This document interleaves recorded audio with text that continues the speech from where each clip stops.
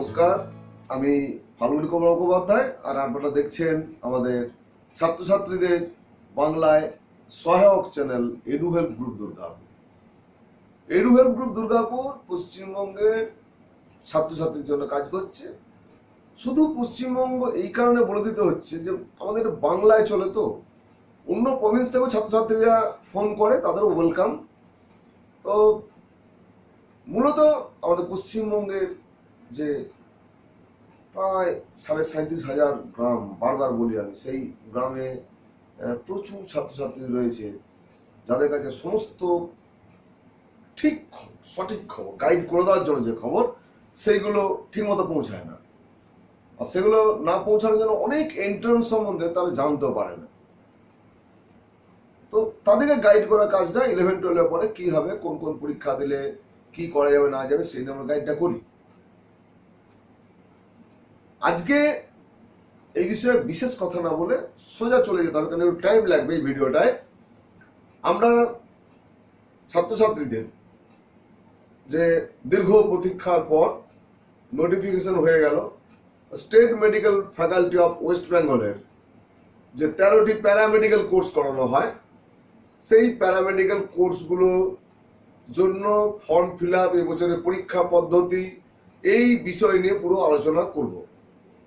আমি জানি যে অনেক ইউটিউবে আজকে 11 তারিখ যখন বুলেটিন পাবলিশ হয়েছে, ও স্ক্রিন রেকর্ডিং করে অনেক ইউটিউব অলরেডি পাবলিশ করে দিয়েছে, কিন্তু আমাকে অত্যন্ত যত্ন সহকারে এটা পড়ে তারপরে ছাত্রছাত্রীদেরকে গাইড করতে হবে।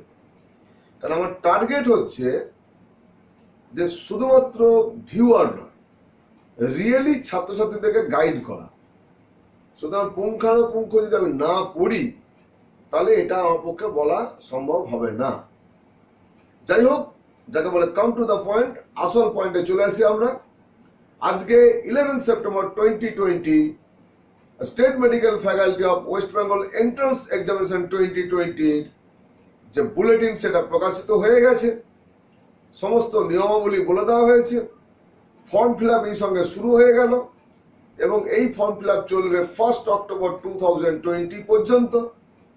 আর পরীক্ষা যেটা হবে, সেই পরীক্ষাটা হবে 17 অক্টোবর বা 17 অক্টোবর 2020 সাল। এবারের পরীক্ষা পদ্ধতি একটু ভিন্ন। অন্যবারে পরীক্ষা হয় পেন এন্ড পেপার বেসড, এবারে সেটা হচ্ছে না। এবারে বাড়িতে বসেই টেস্ট দেওয়া যাবে অনলাইনে। এক নতুন পদ্ধতি মনে হবে, কিন্তু অনেক সংস্থা অনলাইনে বাড়িতে বসে পরীক্ষার ব্যবস্থাও অনেক সংস্থাই করে থাকে, এবং বড় বড় সংস্থাও। আমাদের সমস্ত ছাত্রছাত্রী, সাধারণ ছাত্রছাত্রীদের কথা ভেবে state medical faculty of West Bengal সিদ্ধান্ত নিয়েছে যে বাড়িতে বসেও পরীক্ষা দেওয়া যাবে। কেন আজকে প্রায় ঘরে ঘরে সকলেরই অ্যান্ড্রয়েড ফোন আছে।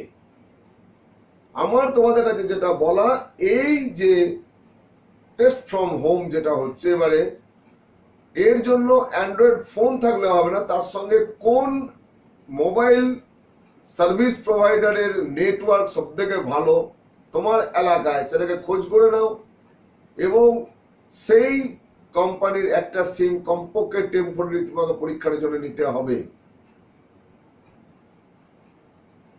তাহলে নেটওয়ার্কটা ভালো থাকবে, সিকিউর হবে, যেন পরীক্ষাটা আমি ঠিকঠাক দিতে পারি। পরীক্ষা কিভাবে দেব, কি পদ্ধতি হবে, সেসব নিয়ে পরবর্তীকালে আলোচনায় আসছি।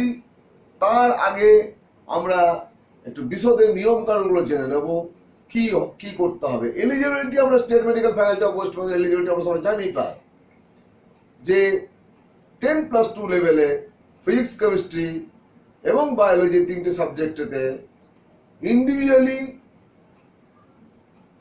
থিওরি এবং প্র্যাকটিক্যাল পাস হতে হবে 3টে সাবজেক্টে,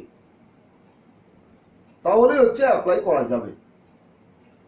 বয়স বলে দেওয়া হয়েছে minimum 17 as on 1 December 2020। Upper age limit নেই, এবং 17 অক্টোবর এই এন্ট্রান্স এক্সামিনেশন হবে, এবং টেন্টেটিভ ডেট হচ্ছে যে মেরিট লিস্ট বেরোবে। মেরিট লিস্টে বেরোবে অক্টোবর অর্থাৎ 21শে অক্টোবর 2020। এই মেরিট লিস্ট বেরোনোর পরে যেটা প্রক্রিয়া থাকবে সেটা চয়েস ফিলিং।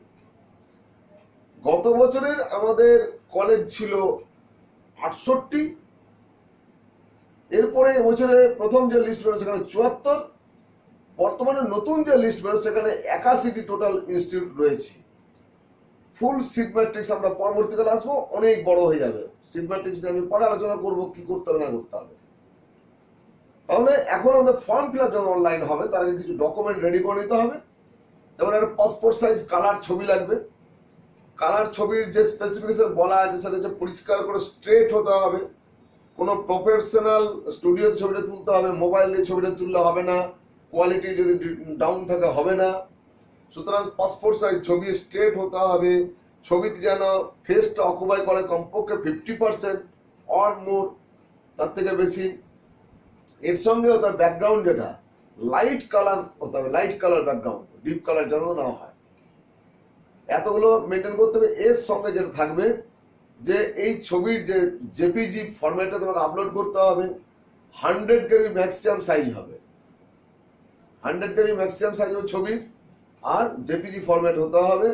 সাইজটা ছবি যেটা হবে সেটা 4.5 × 3.5 সেন্টিমিটার। একটা সিগনেচার আপলোড করতে হবে। সিগনেচার আপলোডে বারবার বলি আমি যে ওখানে স্পেসিফিকেশন 3.5 সেন্টিমিটার × 1.5 সেন্টিমিটার, মানে 3.5 সেন্টিমিটার একটা লম্বা করে দাগ টানলে, আবার 1.5 সেন্টিমিটার নিচের দিকে একটা বক্স করলে এই মাপে, তার ভেতরে রানিং হ্যান্ডে সিগনেচারটা করলে, করার পরে পেন্সিল দিয়ে করবে দাগটা, পেন্সিল দাগটা মুছে দেবে। মুছে দেওয়ার পর তুমি একটা ক্যামেরা দিয়ে ছবি তুলে বা কম্পিউটার সেন্টারে নিয়ে গেলে ওরা স্ক্যান করবে, স্ক্যান করে সাইজ করে দেবে ওটাকে।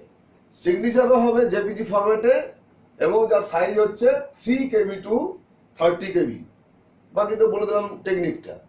এর সঙ্গে আমাকে আপলোড যেটা করতে হবে, এইচএস এর মার্কশিট আপলোড করতে হবে, আর মাধ্যমিকের মানে ক্লাস 10 লেভেলের যে অ্যাডমিট কার্ড ওটা এজ প্রুফের জন্য সেটা আপলোড করতে হবে।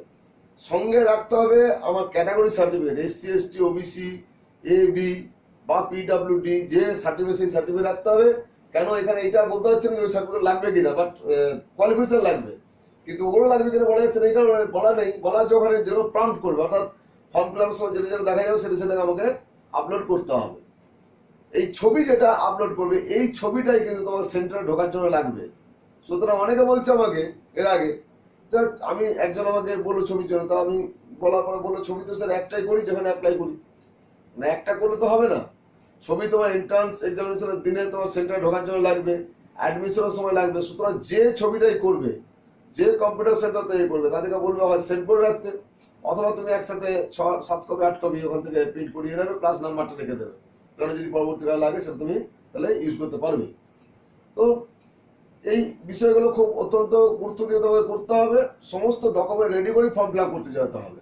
অনেকে আছে ফর্মটা ফিল আপ করে দিলাম, তারপর বললাম স্যার এটা তো এই করিনি, স্যার ওটা তো এই করিনি। ফর্ম ফিল আপ করার সময় প্রথম ডিউটি হচ্ছে যে 500 টাকা আমাকে এই অ্যাপ্লিকেশন ফি লাগবে, আর যখন মেরিট লিস্ট বেরিয়ে যাবে তারপর যে কাউন্সিলিং হবে সেই কাউন্সিলিং সময় আমাকে আবার 100 টাকা পে করতে হবে। সেটা আমি নেট ব্যাংকিং করতে পারি, ডেবিট কার্ড ক্রেডিট কার্ড দিয়ে পেমেন্ট করতে পারি। যখন ফর্ম ফিল আপ পুরো হয়ে যাবে, ফর্ম ফিল আপ হয়ে যাবে, তার কনফার্মেশন পেজটা প্রিন্ট আউট নিতে হবে। কনফার্মেশন পেজ তখনই বেরোবে যখন সঠিকভাবে আমার ফর্মটা ফিল আপ হবে। যদি কনফার্মেশন পেজ না বেরোয় তার মানে কিন্তু ফর্ম ফিল আপটা আমার হয়নি ঠিকঠাক। আর বলছে যে যেহেতু 1 অক্টোবর 2020 পর্যন্ত ফর্ম ফিল আপ চলবে, তোমরা শেষ দিনের জন্য অপেক্ষা কেউ করবে না। কারণ অনেক সময় টাকা পেমেন্ট করলে 500 টাকা, সেই 500 টাকা পেমেন্ট করলে আটকে গেল পেমেন্ট গেট হয়েছে। তো পেমেন্ট গেট হয়ে আটকে গেলে কি হবে তোমাদের, যে তোমাকে 48 ঘন্টা ওয়েট করতে হবে। 48 ঘন্টা ওয়েট করে তুমি যা সাকসেসফুল মেসেজ বা কিছু না পাও বা সাকসেসফুল হয়নি, দেন কিন্তু তোমাকে ফার্দার পেমেন্ট করতে হবে। আর এই যে টাকা এক্সট্রা পেমেন্ট হয়ে গেল বা এর জন্য কিন্তু বোর্ড কোনো দায়িত্ব নেবে না। আমাকে অনেকে ফোন করবে, স্যার আমার তো একবার হয়ে গেছে, আমি কি করবো স্যার, ওটা তো ফেল হয়ে গেছে, ওই টাকাটা কি পাবো? ব্যাংকিং নিয়ম যা আছে, যে ডেবিট কার্ড ক্রেডিট কার্ড দিয়ে করবে তুমি সেই অ্যাকাউন্টে তোমার টাকাটা রিফান্ড হয়ে যাবে উইদিন 7 days। হয়ে যাওয়ার কথা, রিভার্স হওয়ার কথা। তোমরা জানো যে এটিএম এ টাকা তুলতে থেকে দেখো যে টাকা কেটে নিল, দেখা যাচ্ছে ডেবিট হয়ে গেল, আমি হাতে টাকা পেলাম না, কিন্তু আবার রিভার্স হয়ে যায়, অটো রিভার্স হয়ে যায়। সুতরাং সেই সুযোগ থাকে, কিন্তু বোর্ড এর জন্য কোনো দায়িত্ব নেবে না। পেমেন্ট তোমায় কনফার্ম করতে হবে নিজের দায়িত্বে, এবং এটা হওয়ার পরে কনফার্মেশন পেজ যেটা সেটা প্রিন্ট আউট নিতে হবে। অধিকাংশ ছাত্রছাত্রী যেটা ভুল করে, সেটা হচ্ছে যে ফর্ম ফিল আপ করলো, form fill up confirmation page দিল না, এটা লাগবে। গত বছর দেখেছি, স্যার আমাকে তো সাইবার ক্যাফের কাকু তো করে দেয়নি। সাইবার ক্যাফের কাকুরা তোমাদের এই সহযোগিতা দিচ্ছেন, ওনারা যথেষ্ট কাজ করছেন, কিন্তু ওনারা তোমাদের গাইড করা কাজ করেন না, তাই তোমাকে বলতে হবে। আর সাইবার ক্যাফেতে যারা আছেন দাদা ভাই যারা দেখছেন, যদি কেউ দেখেন, তাদের উদ্দেশ্য অনুরোধ, যে কোনো এন্ট্রান্স এক্সামিনেশন আপনার ফর্ম ফিল আপ করবেন স্টুডেন্ট জন্য, ওকে আগেই বলে দেবেন যে তোমার কিন্তু ফর্ম ফিল আপ হলে কনফার্মেশন পেজটা কিন্তু বের করা হবে, তার জন্য আলাদা একটা পয়সাও লাগবে। সুতরাং কনফার্মেশন পেজটা আপনারা অবশ্যই বের করবেন। প্রতিদিন এন্ট্রান্স এক্সামিনেশনটা লাগেই, অনেক ছাত্রছাত্রী বন্ধু জানে না, এটা তো নতুন ফ্রেশার, এবছর ধরুন যারা পরীক্ষা দিয়েছে ফ্রেশার, তারা জানেই না, তারা আপনাদের উপর ডিপেন্ড করবে। সুতরাং আপনারা এইটুকু হেল্প তাদেরকে অবশ্যই করে দেবেন। ছাত্রছাত্রী বন্ধু তোমাদেরকে বলি যে কতগুলো ডেটা আছে, যেমন নিজের নাম, বাবার নাম, মায়ের নাম, ডেট অফ বার্থ, জেন্ডার, এই সমস্ত হচ্ছে ওই রেজিস্ট্রেশন করার সময় লাগে। প্রথম রেজিস্ট্রেশন করার পরে তারপর অনেক কিছু ডেটা আমাকে দিতে হবে আবার, কিন্তু রেজিস্ট্রেশন করার সময় যখন এগুলো দেবো, এইগুলো কোনো মতে এডিট করা যায় না। সুতরাং তোমার যে ডকুমেন্ট, অর্থাৎ যে রেজাল্ট কার্ড, অ্যাডমিট কার্ড, তাতে যা নাম ধান যেভাবে আছে একদম পাক্কা সেইভাবে দিতে হবে। অমিল হলে তুমি পরীক্ষায় খুব ভালো র্যাঙ্ক করলে, নাম বেরোলো, কাউন্সিলিংয়ে গেলে, সব গেলে, অ্যাডমিশনে গিয়ে আটকে গেলে, তার থেকে দুঃখজনক আর কিছু হতে পারে না। সুতরাং অতি যত্নশীল হতে হবে, সুন্দর করে করতে হবে। লাগবে একটা mobile number, valid mobile number, এমন মোবাইল নাম্বার ইউজ করে যেটা মেসেজ ঠিকঠাক আসে। একটি ইমেল আইডি, ইমেল আইডির পাসওয়ার্ড কিন্তু হচ্ছে তোমাকে পুরো লিখে রাখবে। ইমেল আইডি যেটা ইউজ করবে, সেই যখন রেজিস্ট্রেশন করবো, রেজিস্ট্রেশন করার পর একটা অটো নাম্বার জেনারেট হবে, অ্যাপ্লিকেশন নাম্বার, এই নাম্বারটা নোট করে নেবে। এগুলো কিছু পাওয়া যাবে না। তোমার যদি পাসওয়ার্ড মিসিং হয়ে যায়, এই পাসওয়ার্ড কোনোখানে পয়সা দিয়ে বা কোনো সিস্টেম থেকে কোনোভাবে বের করা যাবে না। যেমন ফরগট পাসওয়ার্ড করে অনেক জায়গায় অনেক কিছু বের করা যায়, কিন্তু এখানে কিন্তু সেই অপশন থাকবে না। একমাত্র রেজিস্ট্রেশন পোর্টালে নিজের নাম, বাবার নাম, মায়ের নাম, ডেট অফ বার্থ, জেন্ডার, এই সমস্ত ছাড়া অন্য যে কোনো ডেটা যদি কোনো ভুল হয়, তার কারেকশন করার একমাত্র অপশন থাকবে কারেকশন উইন্ডো যদি খুলবে সেই সময়ের মধ্যে। এছাড়াও ইম্পর্টেন্ট হচ্ছে যে ছবি আপলোড করা হবে, সিগনেচার আপলোড করা হবে। কোনো ডিসক্রিপেন্সি, অর্থাৎ যদি অসঙ্গতি লক্ষ্য করা যায়, অর্থাৎ ছবি হেজি হয়েছে, বা যে কোয়ালিটি দরকার সেই কোয়ালিটি হয়নি, বা সিগনেচার ঠিক মতো বোঝা যাচ্ছে ইনএলিজিবল হচ্ছে, সেই ক্ষেত্রে তোমার মোবাইলে মেসেজ আসবে, মেল আসবে, এবং মোবাইলের মেসেজ আসার যদি সেরকম মেসেজ ঢোকে তুমি যদি না দেখো, তাহলে কিন্তু প্রবলেম হয়ে যাবে। সেই জন্য রোজ মেল মেসেজ চেক করতে হবে। বলা আছে যে ছবি এবং সিগনেচারের যদি কোনো ডিসক্রিপেন্সি হয়, সেই ক্ষেত্রে তোমাদের পরিষ্কার করে একদম একদিনের মধ্যে কানেকশন করতে হবে। অর্থাৎ যদি বলো তোমার ছবি ঠিকঠাক হয়নি, ছবি একদিনের মধ্যে তোমাকে আপলোড করতে হবে। সিগনেচার হয়নি, তো সিগনেচার ওই একদিনের মধ্যে করতে হবে। তুমি কিন্তু বেশি টাইম পাবে না। এটা ওই চান্স একদিনের জন্য দেবে, না করলে ব্যস্ত ক্যান্সেল হয়ে তুমি জানতেও পারবে না। তো খুব সিরিয়াস বিষয়, এটা তোমরা অত্যন্ত যত্নশীল হবে। এছাড়াও আমরা state medical faculty of West Bengal পরীক্ষার প্যাটার্ন জানি। পরীক্ষা প্যাটার্ন আমি জানতাম যে 25টি ফিজিক্স, 25টি কেমিস্ট্রি এবং 50টি বায়োলজি কোশ্চেন থাকতো, মোট 100, এবং 1 নম্বর করে একটা কোশ্চেন থাকতো, মোট তাহলে 100 নম্বর কোশ্চেন, কোনো নেগেটিভ মার্কিং থাকে না। 17/10/2020-তে যে অনলাইন এক্সাম হবে, তার এবারে কোশ্চেন প্যাটার্নের মধ্যে বলে দিয়েছে এখানে যে ফিজিক্সে 24টি কোশ্চেন হবে, কেমিস্ট্রিতে 26টি কোশ্চেন হবে, বায়োলজিতে 50টি কোশ্চেন হবে, আর দুপুর 1টা থেকে 2টো পর্যন্ত এই পরীক্ষা হবে। 1 ঘন্টায় 100টা কোশ্চেন, এবং কম্পিউটার বেসড এটা বলা যেতে পারে। যারা তো অনলাইন দেবে, দ্যাট ইজ কম্পিউটার বেসড। তো এটা জন্য যে নাম্বার বলা আছে, টোটাল নাম্বার 100 নাম্বার বলা আছে, যে টোটাল নাম্বার হবে 100। আপনাদের সকলকে বলি যে বুলেটিনটা একটু ইম্পর্টেন্স দিয়ে পড়ার জন্য, কারণ দেখবেন এর আগের ভিডিওতে আমি বলেছিলাম যে একটা সিলি মিস্টেক পাওয়া গিয়েছিল। এখানেও যদি বুলেটিন পড়েন দেখবেন, আমার মনে হচ্ছে এটা ওর মিস্টেক একটা, যেটা 17 পাতাতে, বুলেটিনের 17 পাতাতে 16 নম্বর যে পয়েন্ট আছে, সেখানে pattern of question papers in SMFWBEE 2020, ওখানে যেটা লেখা আছে যে total marks in physics, chemistry and biology paper would be 24, 26 and 50 বা 50 respectively, and the total full marks would be 100. Total full marks 100. তারপরেই বলা আছে আবার যে each question would be of 2 marks. তাহলে একটা কোশ্চেন যদি 2 মার্কস থাকে আর আমার তিনটে সাবজেক্ট 24, 26, 50 মোট হচ্ছে আমার 100টা কোশ্চেন হলো। তাহলে 100টা কোশ্চেনে বলে যে ফুল মার্কস বলা আছে দেখে যে 100, আবার বলছে প্রতিটি কোশ্চেন 2 মার্ক করে থাকবে।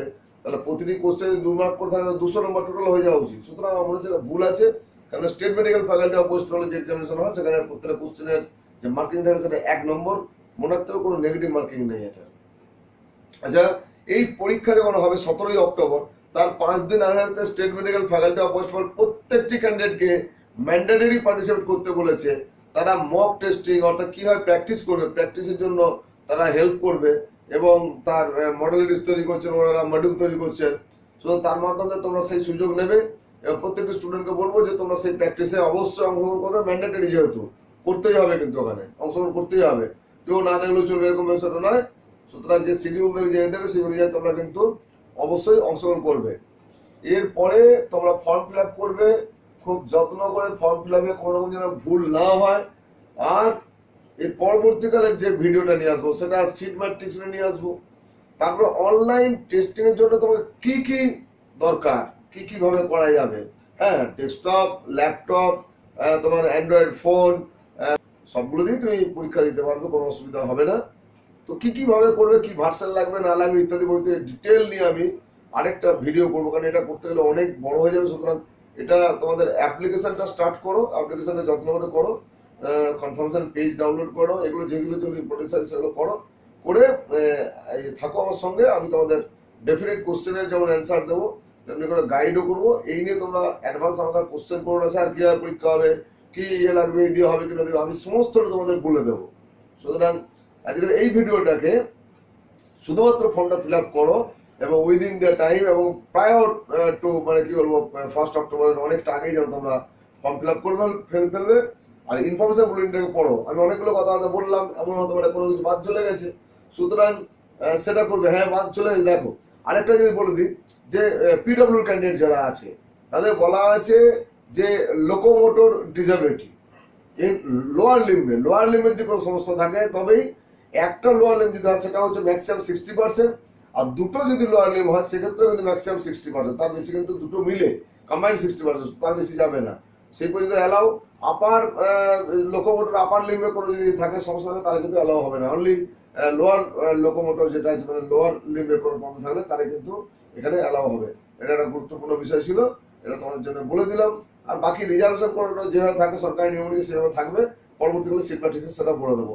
সবাই ভালো থাকো, সুন্দর করে ফর্ম ফিল আপ করো। অভিভাবক যারা দেখছেন তারা আপনাদের ছাত্রছাত্রী যারা রয়েছে বাড়িতে তাদেরকে গাইড করবেন। আর আপনারা যারা নতুন দেখছেন তাদেরকে বলবেন সাবস্ক্রাইব করে বেল আইকনে ক্লিক করে রাখুন।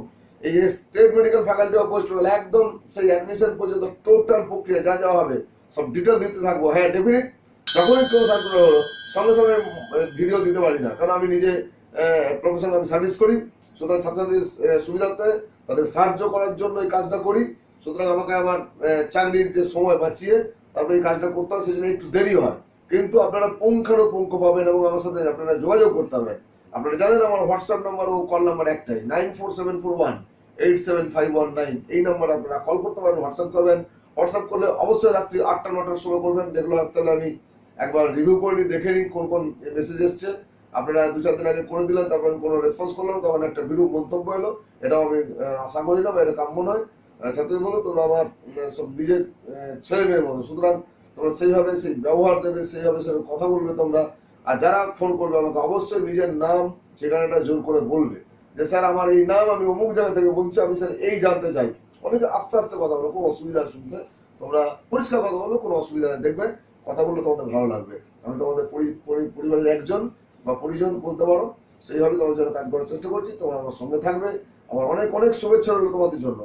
পরীক্ষা হবে না করে শেষ বেশ যে কোনো একটা মেথডে পরীক্ষা হচ্ছে, এবং এতে করে এই বছর এবং বিগত বছরে যে সমস্ত ছেলেমেয়েরা বাড়িতে বসে প্র্যাকটিস করছিল সারা বছর ধরে, তাদের যে আশা ছিল, উৎকণ্ঠা ছিল, সেই উৎকণ্ঠা কাটিয়ে আশার আলো দেখা গেছে। সুতরাং পরীক্ষা হচ্ছে, তোমরা ভালো করে প্রিপেয়ার করো নিজেদের। ছোট ছোট কোশ্চেন হবে কিন্তু এখানে ছোট ছোট কোশ্চেন আমি বলবো কি ধরনের কোশ্চেন হলে কি হবে সেগুলো বলবো, আবার আলোচনা করবো।